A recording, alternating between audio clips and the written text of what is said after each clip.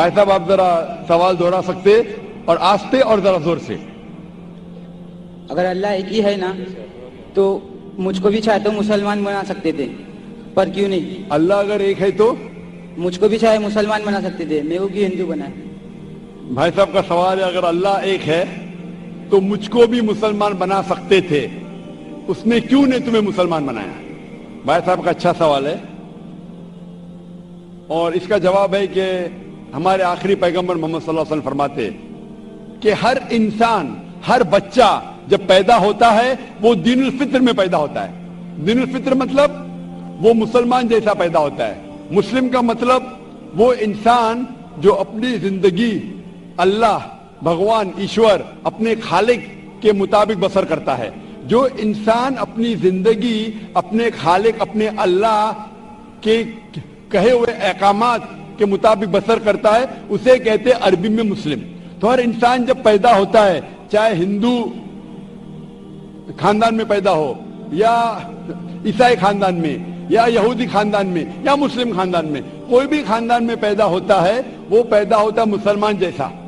اس کے بعد اس کے والدین، اس کے بڑے، اس کے ٹیچرز اسے سکھاتے ہیں۔ اگر صحیح چیز سکھاتے تو وہ صحیح راستے پہ رہتا ہے، ورنہ وہ دوسرے راستے پہ بھٹک جاتا ہے۔ ہو سکتا ہے کہ وہ بت پرستی کرنے لگے، وہ مورتی پوجا کرنے لگتا ہے، ہو سکتا ہے وہ آگ کی پوجا کرنے لگے۔ اسی لیے اگر کوئی غیر مسلم مسلم بنتا ہے، اردو میں اکثر کہتے ہیں نو مسلم، جو غلط ہے۔ انگریزی میں کہتے ہیں convert. Convert means going from one track to the other which is wrong۔ صحیح لفظ ہے لوٹا ہوا مسلم، کیونکہ ہر انسان پیدا ہوتا ہے مسلم جیسا، پھر اس کے والدین، اس کے بڑے کے ذریعے سے وہ غلط ٹریک پہ جاتا ہے، اور جب صحیح ٹریک پہ آ جاتا ہے واپس، صحیح لفظ ہے لوٹا ہوا مسلم۔ انگریزی میں کہیں گے ریورٹ۔ اکثر ہم کہتے ہیں نو مسلم، جو اسلامی تعلیمات کے مطابق غلط ہے۔ صحیح لفظ ہونا چاہیے لوٹا ہوا مسلم، ریورٹ۔ اور آپ کا سوال تھا کہ اللہ نے تمہیں مسلم کیوں نہیں بنایا؟ اللہ نے تمہیں مسلم ہی بنایا۔ ہو سکتا ہے کہ بچپن میں آپ کے بڑے، آپ کے والدین، آپ کے ٹیچر آپ کو صحیح راستہ نہیں دکھا سکے اور آپ غلط راستے پہ گئے، لیکن اس کے باوجود آپ اللہ کو دوشی نہیں ٹھہرا سکتے۔ آپ یہ پوچھ سکتے کہ اللہ نے کیوں مجھے ہندو خاندان میں پیدا کیا؟ اگر مسلم خاندان میں پیدا کیا ہوتا، ہو سکتا ہے کہ میں مسلمان ہوتا۔ اللہ تعالیٰ فرماتے ہیں قرآن مجید میں، سورہ فرقان میں، سورہ نمبر 25، کہ اللہ اگر چاہے تو سارے انسانوں کو مسلمان بنا سکتا ہے، لیکن پھر ٹیسٹ کیا ہے؟ اگر ٹیچر چاہے تو سارے اسٹوڈنٹ کو پاس کر سکتا ہے، لیکن ٹیسٹ کیا؟ ٹیسٹ وہ ہوتا ہے کہ ٹیچر صحیح تعلیم دینے کے بعد امتحان لیتا ہے، جو آدمی صحیح جواب دیتا ہے وہ پاس ہوتا ہے، جو غلط دیتا ہے فیل ہوتا ہے۔ تو اللہ تعالیٰ نے سارے انسانوں کو اپنا آخری پیغام دے چکا ہے قرآن مجید۔ اس کے بعد اگر انسان اس پہ عمل کرتے تو پاس ہوتے، عمل نہیں کرتے تو فیل ہوتے۔ اور اگر آپ اللہ سے کمپلین کریں گے کہ کیوں مجھے ہندو خاندان میں پیدا کیا، تو اللہ تعالیٰ فرماتے ہیں کہ آپ کدھر بھی پیدا ہو، چاہے مسلمان خاندان میں یا ہندو خاندان میں، یہ کہنا کہ ہر انسان جو مسلم خاندان میں پیدا ہوتا ہے جنت میں جائے گا، بالکل غلط ہے۔ صرف مسلمان خاندان میں پیدا ہونے کے بعد اور مسلم نام رکھنے سے انسان جنت میں نہیں جاتا ہے۔ جنت میں جانے کے لیے ایک اللہ میں ماننے کے علاوہ، اللہ کے رسول میں ماننے کے علاوہ ان کے احکامات پہ عمل کرنا چاہیے۔ ہر مسلم عمل تو نہیں کرتا ہے، تو ہر انسان جو مسلم خاندان میں جائے گا، جو مسلم خاندان میں پیدا ہوتا ہے، وہ جنت میں نہیں جائے گا۔ لیکن اللہ تعالیٰ یہ فرماتے ہیں کہ ہر انسان کو، سورہ فصلت میں سورہ نمبر 41 آیت نمبر 53 اللہ تعالیٰ فرماتے سنوریم آیاتنا فی الآفاق وفی انفسہم حتی یتبین انہ الحق، کہ بہت جلدی ہم آپ کو اپنی نشانیاں دکھائیں گے۔ اللہ تعالیٰ فرما رہے انسانوں سے کہ جلد ہم آپ کو ہماری نشانیاں دکھائیں گے ہورائزنز میں، تاکہ آپ پہ واضح ہو جائے کیا حق ہے، کیا اللہ ایک ہے، اللہ کے علاوہ کوئی معبود نہیں ہے۔ لیکن حق ظاہر ہونے کے بعد ہر انسان اس پہ عمل کرنا ضروری نہیں۔ وہ سوچنے لگے، وہ انسان سوچ سکتا ہے کہ اگر میں اسلام قبول کروں تو ہو سکتا ہے کہ میرے دوست مجھے چھوڑ دیں گے، ہو سکتا ہے کہ میرے والدین مجھے جائیداد سے دخل کر دیں گے، ہو سکتا ہے کہ مجھے میرے تجارت میں نقصان ہو۔ تو یہ سب چیزیں انسان کو بہت بار بھٹکاتی ہے اور حق قبول کرنے سے روکتی ہے۔ لیکن آخرت کے دن کے اوپر آپ یہ اللہ سے کمپلین نہیں کر سکیں گے کہ مجھے کسی نے بھی اسلام کے بارے میں نہیں کہا۔ اسی لیے قرآن مجید میں لکھا گیا ہے سورہ انعام میں سورہ نمبر 6 آیت نمبر 158 کہ اس دن، آخرت کے دن، اگر آپ کہیں گے کہ میرے والدین بت پرست تھے، مورتی پوجا کرتے تھے، اسی لیے میں کر رہا ہوں، تو اللہ تعالیٰ فرمائے گا یہ بہانہ نہیں چلے گا، کیونکہ اللہ تعالیٰ خود ہر انسان کے دل میں واضح کر دیتا ہے حق کیا ہے، اور واضح کرنے کے بعد آپ کے پاس کوئی شکایت کا موقع نہیں رہے گا۔ اور آپ کو بھی، آپ آج اس مجلس میں آ چکے ہیں اور میں نے لاکھوں لوگ کے سامنے آپ کو واضح کیا ہے کہ خدا ایک ہے، اس کے علاوہ کوئی معبود نہیں، اور محمد صلی اللہ علیہ وسلم اس کے آخری پیغمبر ہے۔ اگر آج آپ اس بات کو نہیں مانیں گے تو کل آپ یہ کمپلین نہیں کر سکیں گے، آپ شکایت نہیں کر سکیں گے اللہ سے کہ مجھے پتا نہیں تھا۔ باقی لوگ کر سکیں گے کہ نہیں، وہ بعد میں دیکھا جائے گا۔ آپ تو اللہ تو واضح کر دیا کس کے ذریعے پتا نہیں، لیکن آج میرے ذریعے تو کر رہا ہے آپ کو، اور اتنے لاکھوں لوگ شہادہ دے رہے اور کروڑوں لوگ ٹیلی ویژن پہ دیکھ رہے آپ کو۔ تو ابھی آپ کے پاس کوئی بہانہ نہیں، کوئی شکایت نہیں یہ کہنے کے لیے کہ میں مسلمان خاندان میں پیدا نہیں ہوا، اس لیے میں نے اس دھرم کو ایکسپٹ نہیں کیا۔ میں آپ سے پوچھنا چاہتا ہوں بھائی صاحب، آپ مانتے ہیں کہ خدا ایک ہے؟ وہ تو ہے۔ آپ مانتے ہیں خدا ایک ہے؟ ہاں۔ آپ مانتے ہیں کہ بت پرستی غلط ہے؟ پر کون سا خدا ہے وہ پتا نہیں۔ نہیں، مورتی پوجا صحیح ہے کیا غلط ہے آپ کے حساب سے؟ اب جب میں ہندو دھرم میں پیدا ہوا تو پھر میرے حساب سے صحیح ہو سکتا۔ آپ کہتے ہیں کہ ہندو دھرم کے مطابق مورتی پوجا صحیح ہے۔ میں آپ کو آپ کے ہندو دھرم کی کتابوں کا حوالہ دیتا ہوں، مذہبی کتابوں کا۔ اگر آپ پڑھیں گے چھندوگیہ اپنشد چیپٹر نمبر 6 ادھیے نمبر 2 منتر نمبر 1، ایکم ایودتیم، ایشور خدا بھگوان ایک ہے، دوسرا نہیں ہے، لکھا ہے سویتا سوتر اپنشد میں ادھیے نمبر 6 شلوک نمبر 9 میں، ناچسیہ کسج جنیتا نہ کدیپا، اس ایشور کے کوئی والدین نہیں، اس ایشور کا کوئی رب نہیں۔ مطلب ایشور کا، بھگوان کا کوئی والد نہیں، کوئی والدہ نہیں، اس کے اوپر کوئی نہیں۔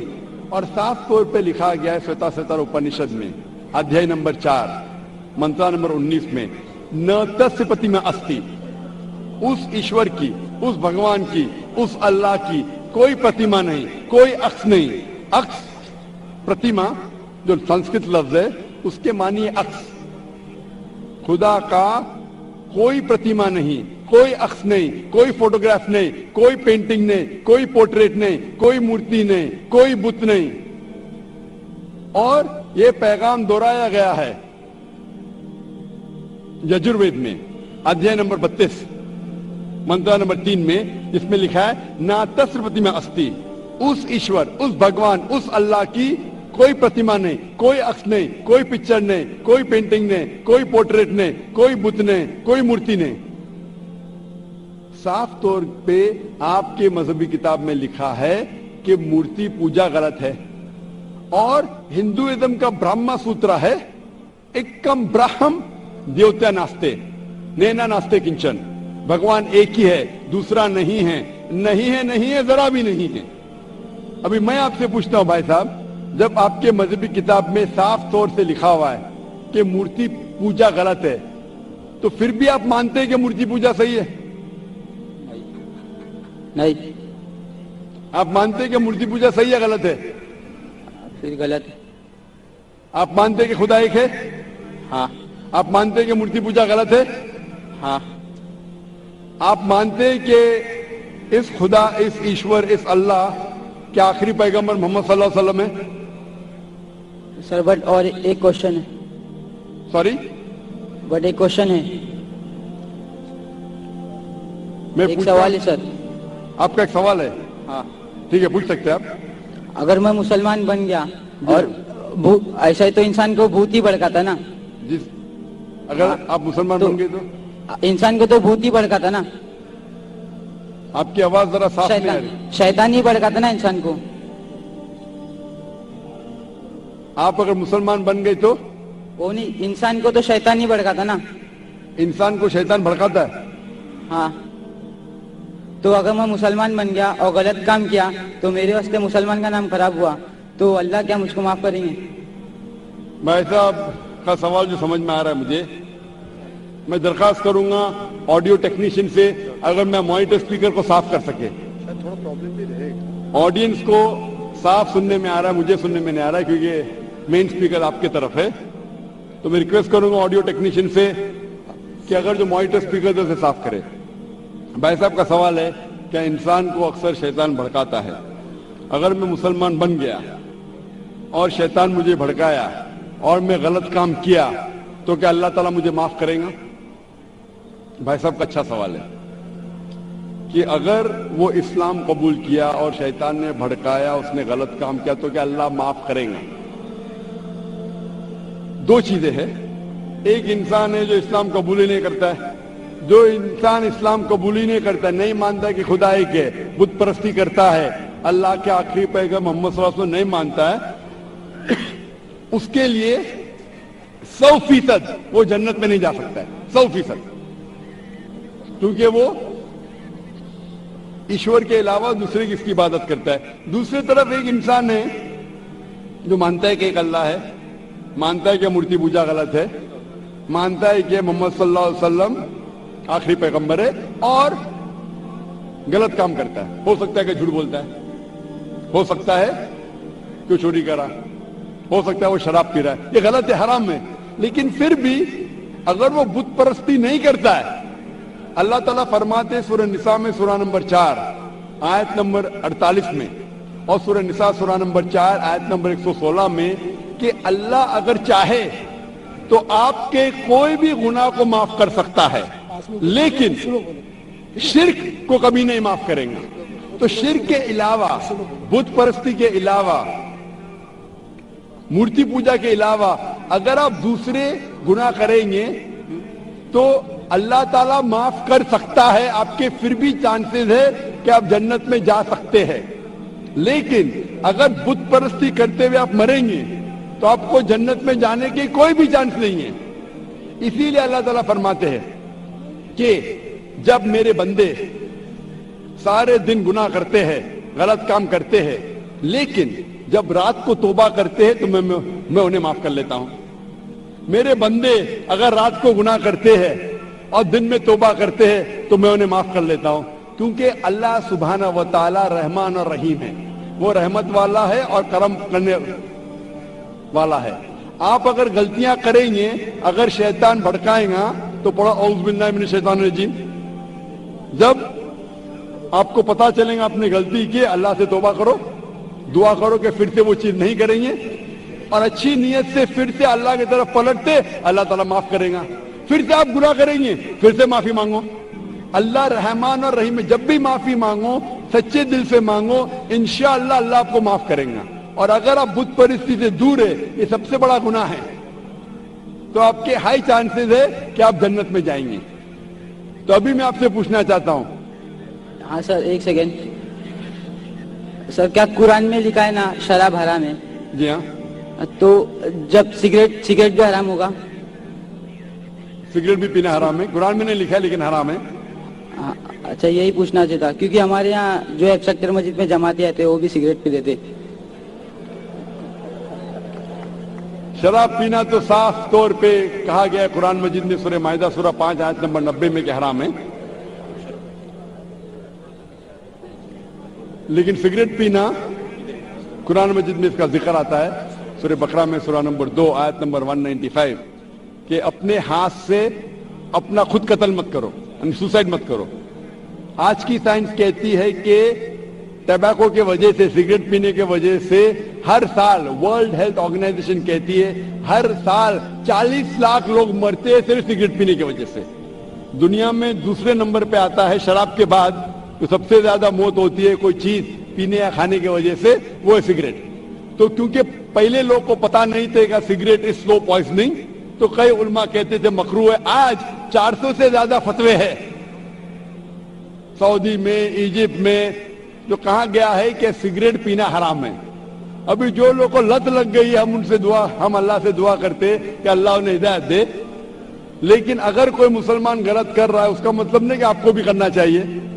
ہم دعا کریں گے کہ ان مسلمان کو اللہ تعالیٰ طاقت دے کہ یہ بری لت سے انہیں نجات ملے۔ میں آپ سے پوچھنا چاہتا ہوں کہ آپ مانتے کہ خدا ایک ہے؟ ہاں۔ آپ مانتے بت پرستی غلط ہے؟ ہاں۔ آپ مانتے کہ محمد صلی اللہ علیہ وسلم آخری پیغمبر ہے؟ سر میں بھی تو تھوڑا اسلام ریسرچ کر رہا ہوں، اس کے بعد میں خود بخود قبول کر لوں گا انشاءاللہ۔ بھائی صاحب چاہتے ہیں کہ وہ اسلام کے بارے میں اور ریسرچ کرے، اور میں چاہوں گا کہ آپ میرے ہاتھ سے ایک ترجمہ لیں قرآن کا، اور میری درخواست ہے کہ آپ قرآن مجید کا ترجمہ پڑھیے، اور انشاءاللہ اس سے آپ ہدایت پائیں گے۔ اور جب مطمئن ہو جائیں گے کہ یہ مذہب صحیح ہے، پھر ہی قبول کرنا، کوئی زبردستی نہیں۔ آپ جب مطمئن ہو جائیں گے کہ یہ اسلام، یہ قرآن میں صحیح باتیں لکھی ہے، یہ سب سے بہترین مذہب ہے، پھر ہی آپ قبول کیجئے۔ میں درخواست کروں گا کہ آپ اسٹیج پہ آ کے انشاءاللہ قرآن مجید کا نسخہ مجھ سے لے سکتے ہیں۔ Sir thank you.